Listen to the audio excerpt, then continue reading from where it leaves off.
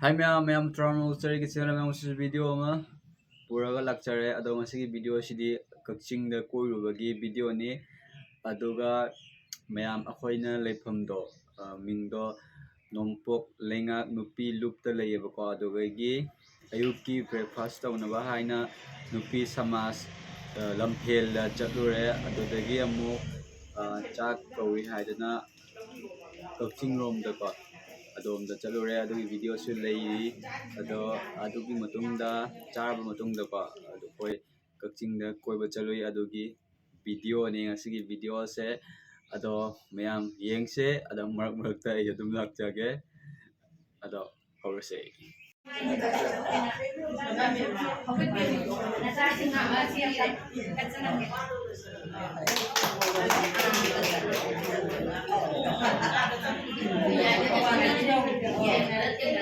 ꯃꯌꯥꯝꯅ ꯆꯦꯅꯦꯜ ꯑꯁꯤꯕꯨ ꯁꯕꯁꯀ꯭ꯔꯥꯏꯕ ꯇꯧꯁꯟꯕꯤꯔꯝꯃꯨ ꯃꯌꯥꯝꯗꯣ ꯍꯧꯖꯤꯛ ꯑꯩ ꯗꯨꯀꯥꯟꯗ ꯂꯥꯛꯆꯔꯦ ꯗꯨꯀꯥꯟꯒꯤ ꯗ꯭ꯌꯨꯇꯤꯃꯨꯛ ꯇꯥꯔꯕ ꯑꯩꯈꯣꯏ ꯀꯛꯆꯤꯡꯗ ꯂꯝꯈꯩ ꯕꯖꯥꯔ ꯍꯥꯏꯕ꯭ꯔꯥ ꯑꯗꯨꯗ ꯑꯩꯈꯣꯏ ꯆꯥꯛ ꯆꯥꯏꯌꯦꯕꯀꯣ ꯑꯗꯨꯗꯒꯤ ꯑꯃꯨꯛ ꯑꯩꯈꯣꯏ ꯀꯛꯆꯤꯡ ꯒꯥꯔꯗꯦꯟꯗ ꯀꯣꯏꯕ ꯆꯠꯂꯦ ꯑꯗꯨꯒ ꯆꯥꯛ ꯆꯥꯃꯤꯟꯅꯔꯤꯕ ꯑꯣꯖꯥ ꯑꯃꯗꯤ ꯏꯃꯥꯁꯤꯡꯒ ꯂꯣꯏꯅꯅ ꯃꯣꯏꯅ ꯄꯨꯕꯤꯔꯒ ꯆꯠꯂꯦꯀꯣ ꯑꯩꯈꯣꯏ ꯃꯤ ꯌꯥꯝꯃꯦ ꯆꯠꯂꯤꯗꯣ ꯑꯗꯨꯒꯤ ꯚꯤꯗꯤꯑꯣꯅꯤ ꯃꯌꯥꯝ ꯍꯧꯖꯤꯛ ꯑꯩꯈꯣꯏꯅ ꯀꯥꯔꯤꯁꯦ ꯀꯛꯆꯤꯡ ꯒꯥꯔꯗꯦꯟꯗꯀꯣ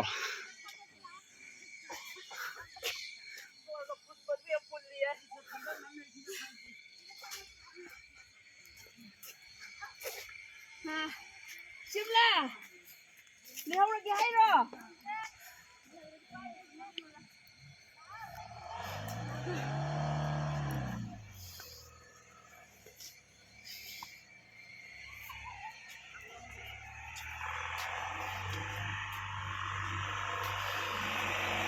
ꯑꯩꯈꯣꯏ ꯀꯛꯆꯤꯡ ꯒꯥꯔꯗꯦꯟꯗ ꯀꯥꯕ ꯃꯇꯝꯗ ꯆꯤꯡꯊꯛꯅꯦꯕ ꯃꯌꯥꯝꯁꯨ ꯈꯪꯕꯤꯔꯝꯒꯅꯤ ꯆꯤꯡꯅꯦꯕꯀꯣ ꯀꯛꯆꯤꯡ ꯒꯥꯔꯗꯦꯟꯁꯦ ꯆꯤꯡꯒꯤ ꯃꯊꯛꯇ ꯂꯩꯌꯦꯕ ꯑꯗꯣ ꯃꯌꯥꯝ ꯑꯩꯈꯣꯏ ꯒꯥꯔꯤ ꯑꯍꯨꯝ ꯀꯥꯕꯅꯤ ꯒꯥꯔꯤ ꯃꯆꯥ ꯑꯃ ꯑꯅꯤ ꯑꯩꯈꯣꯏ ꯒꯥꯔꯤ ꯃꯔꯤ ꯀꯥꯕ꯭ꯔꯥ ꯀꯩꯅꯣꯝ ꯇꯧꯕꯅꯤꯀꯣ ꯑꯗꯣ ꯒꯥꯔꯤ ꯑꯃꯗꯤ ꯀꯥꯈꯔꯦ ꯑꯗꯨꯒ ꯑꯍꯨꯝ ꯑꯃꯅ ꯀꯥꯕ ꯉꯝꯗꯕ꯭ꯔꯥ ꯀꯩꯅꯣꯝ ꯇꯧꯕꯅꯤ ꯑꯗꯨꯒ ꯑꯩꯈꯣꯏ ꯀꯨꯝꯊꯔꯒ ꯑꯍꯜ ꯑꯣꯏꯕꯁꯨ ꯌꯥꯝ ꯌꯥꯎꯏ ꯑꯩꯈꯣꯏ ꯄꯨꯂꯞ ꯀꯥꯈꯠꯂꯦ ꯑꯗꯨꯗꯒꯤ ꯃꯊꯛꯇ ꯌꯧꯔꯒ ꯃꯈꯥꯒꯤ ꯀꯛꯆꯤꯡ ꯇꯥꯎꯟꯗꯣ ꯈꯨꯐꯖ ꯑꯃꯅꯤ ꯃꯊꯛꯇ ꯌꯦꯡꯊꯔꯛꯄꯗ ꯑꯗꯨꯒ ꯀꯛꯆꯤꯡ ꯒꯥꯔꯗꯦꯟꯗꯨꯁꯨ ꯌꯥꯝ ꯐꯖꯩꯌꯦꯕꯀꯣ ꯑꯗꯨꯒ ꯐꯧꯔꯩꯕꯤ ꯏꯃꯥ ꯑꯗꯩ ꯃꯍꯥꯗꯦꯕ ꯃꯌꯥꯝ ꯑꯃ ꯂꯩꯔꯝꯃꯦ ꯑꯗꯣ ꯂꯥꯏꯁꯪ ꯃꯌꯥꯝ ꯑꯃ ꯂꯩꯔꯝꯃꯦ ꯂꯥꯏꯁꯨ ꯃꯌꯥꯝ ꯑꯃ ꯂꯩꯔꯝꯃꯦ ꯑꯗꯣ ꯃꯐꯝꯗꯨꯁꯨ ꯈꯨꯐꯖ ꯑꯃ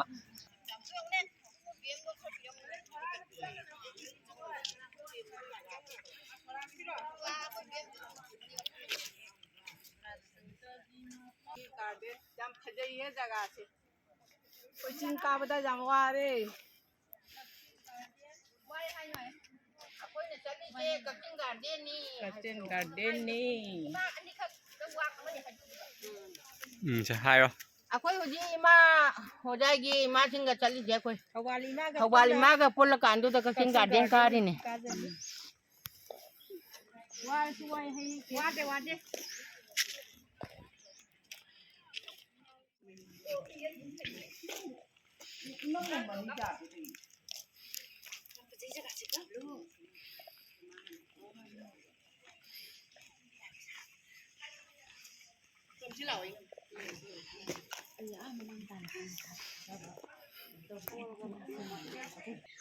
ꯃꯌꯥꯝ ꯑꯗꯣ ꯍꯧꯖꯤꯛ ꯑꯩ ꯃꯥꯟꯗꯣꯞꯇꯃꯨꯛ ꯂꯥꯛꯆꯔꯦ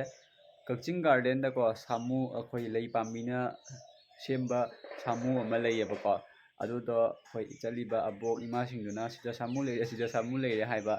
ꯑꯗꯨꯒ ꯑꯩꯅ ꯑꯁꯦꯡꯕꯩ ꯁꯥꯃꯨꯔꯅꯦ ꯍꯥꯏꯅ ꯈꯜꯂꯨꯔꯦ ꯑꯩꯈꯣꯏ ꯁꯤꯗꯗꯤ ꯁꯥꯃꯨ ꯌꯥꯝꯅ ꯊꯣꯛꯑꯦꯕꯀꯣ ꯑꯁꯦꯡꯕꯩ ꯁꯥꯃꯨꯗꯣ ꯑꯩꯈꯣꯏ ꯁꯤꯗꯗꯤ ꯌꯥꯝꯅ ꯂꯩ ꯑꯗꯣ ꯑꯩꯅ ꯑꯗꯨꯅꯤ ꯈꯜꯂꯒ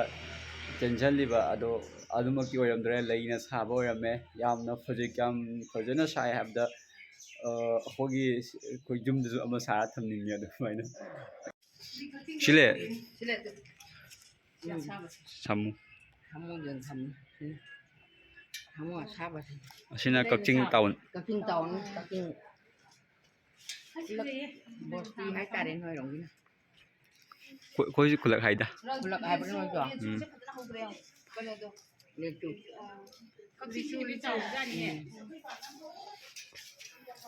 사무 사무실이 막 사무 용품 할 그래 눈이 된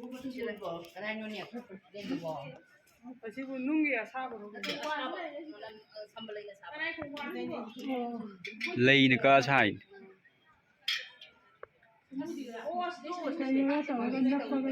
sina kakching tao neo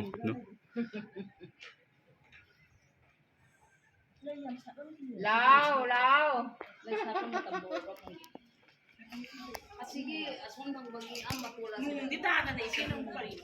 mai mà còn dia chini ko Mung toro ta di si mayan di si jai na mo na. mai mà còn dia chini 시부미야. 그래 농구에 이 세상 보여 이 사이드에 되면 시간만 너 해로. 농구에 희기 Filamgi. 어제 필름기다 타이가 Filamgi di sige lai se sige lai lai pareng. Sama. Sige, sila umahadi ba? 하고 있는 게 이제 봐. Sige sila yung bang 아시는 분들은 오시라고 되고 진짜 복사하지 마시는 방만 쏘는. 쌍입니다. 방송 열까 하이다. 지금부터 우리가 되지. cái nơi trăng từ bây giờ đẹp và khung đường rồi có bao lâu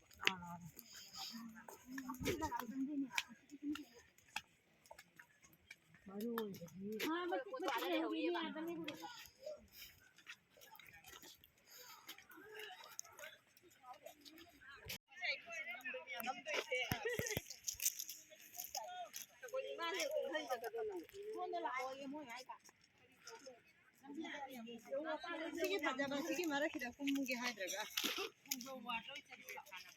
시간을 까지는 시간이 심사 공부마다 만들지 하죠 만들지 우지역 라게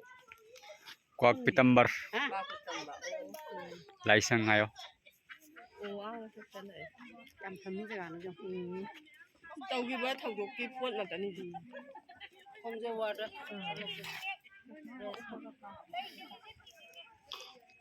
lấy cái răng phải ra có giả đời nào cái này nè tăng tiền trời lấy hết cái mua nhà được hành đại lupa chonga fine mua nhà heo đi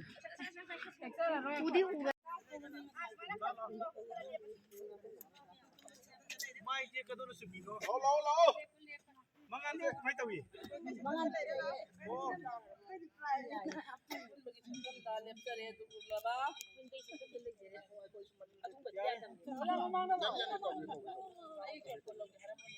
mayam ado video se matang sida losinjarage video se like to biramo comment box comment habiramo channel se subscribe sambiramo mayam subscribe tawragadi 5k subscribe yawutaba kuidreba ko mayam da please toksandio subscribe ki button do metragadi mention bio ado manakta leiba bell icon su number ka wiram gunu ko ado on tawragadi aina video thangalko matamda mayam da video do mobile screen da tholakani pa youtube ki mobile screen da tholak toine adoge tawbiramo ado mathang video do amuk phangarase ado bye bye